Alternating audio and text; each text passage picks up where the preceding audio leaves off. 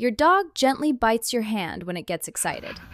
Maybe it happens when you come home, when play becomes intense, or when your dog wants your attention.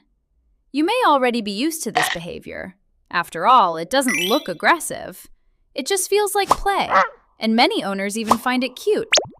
But the problem begins when this becomes your dog's normal way of interacting with people. A dog using its mouth to interact with people is not automatically a problem. The thing you need to pay attention to is this. If this way of interacting becomes a regular part of how your dog communicates with humans, it may start relying on this behavior more and more to express excitement, instead of learning how to control its force and actions. Today, it may only gently grab your hand because it wants to play.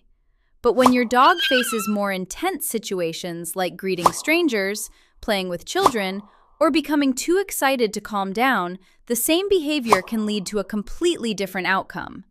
It may bite harder, grab clothing, knock someone down, or continue even after the person tries to move away.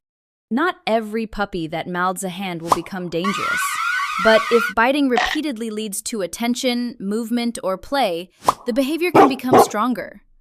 So why does a small, harmless action gradually become a long-term habit in some dogs? The answer begins in puppyhood, when dogs first learn what their mouths are allowed to do. Because many behaviors don't suddenly appear, they may begin forming during puppyhood. If you have ever watched a puppy, you may notice one obvious thing. They seem to want to put almost everything in their mouth. Your fingers, shoelaces, furniture, almost anything they can reach. When many owners first experience this, they often think, is my puppy just being too naughty? But for puppies, using their mouths to interact with the world is actually a normal part of development. Unlike humans, puppies often use their nose, mouth, and physical contact to learn about the world. What does something smell like? What does it feel like? Their mouth helps them answer those questions. But exploring the world does not mean a puppy naturally knows what kind of interaction is appropriate with humans. For a young dog, the more important question is, how does it learn to control its mouth, and how does it know when to stop? That ability develops gradually through experience and feedback. When puppies play with other dogs, if one puppy bites too hard, the other puppy may immediately stop playing, move away, or make a clear warning sound. These reactions help the puppy gradually adjust its behavior. This ability is often called bite inhibition. It means that as dogs grow and gain experience, they learn to adjust the strength of their bite depending on the situation. But here's an interesting question. Why can many puppies gradually learn to control their bite while playing with other dogs, but things often become different when they enter a human home? This is where many owners accidentally make the behavior stronger. Imagine a puppy gently grabbing your hand. You laugh. You continue petting it. Or you say no, but the interaction doesn't actually stop. You may even push the puppy away, wave your hands, or repeat its name. From a human perspective, it is just a normal moment of play. But for a puppy that is still learning the rules of social interaction, every experience becomes part of how it understands living with humans.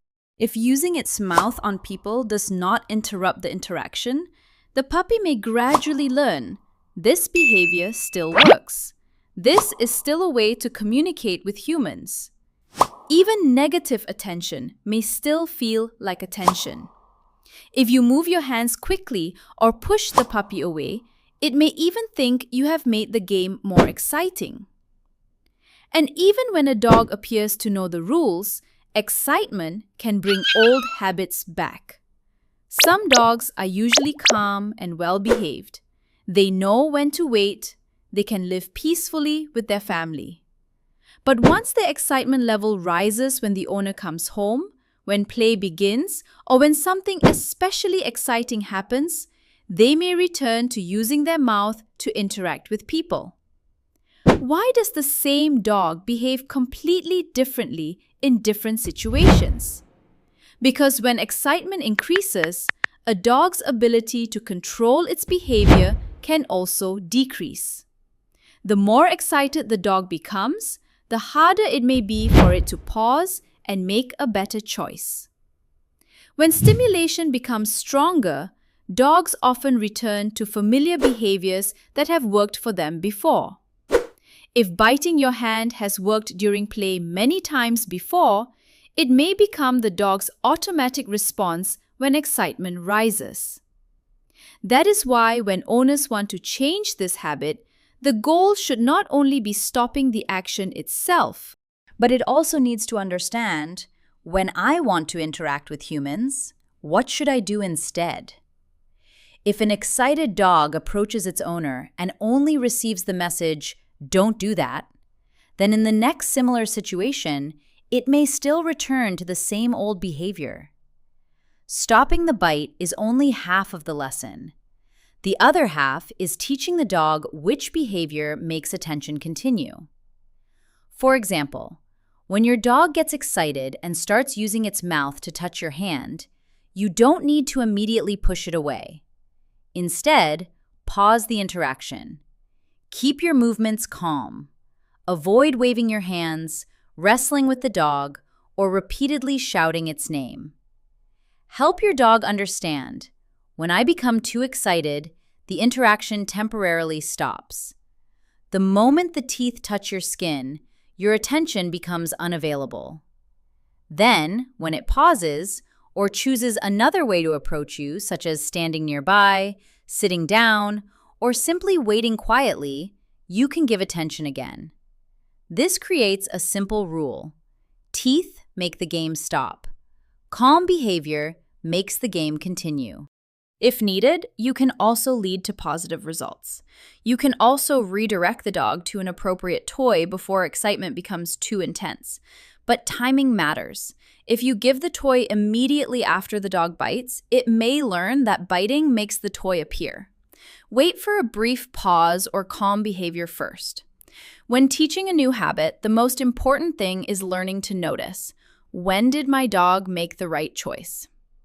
Because dogs do not learn only from being corrected, they also learn through repeated successful interactions. Over time, they begin to understand, what kind of behavior allows me to continue communicating with humans? Imagine two versions of the same situation. In the first version, the dog bites your hand. You push it away, speak loudly, and move your hands faster. The dog becomes even more excited and bites again. In the second version, the dog bites your hand. You quietly pause and remove your attention. The dog stops, keeps 4 feet on the floor, and waits. You immediately restart the interaction. Everyone in the household should respond in the same way.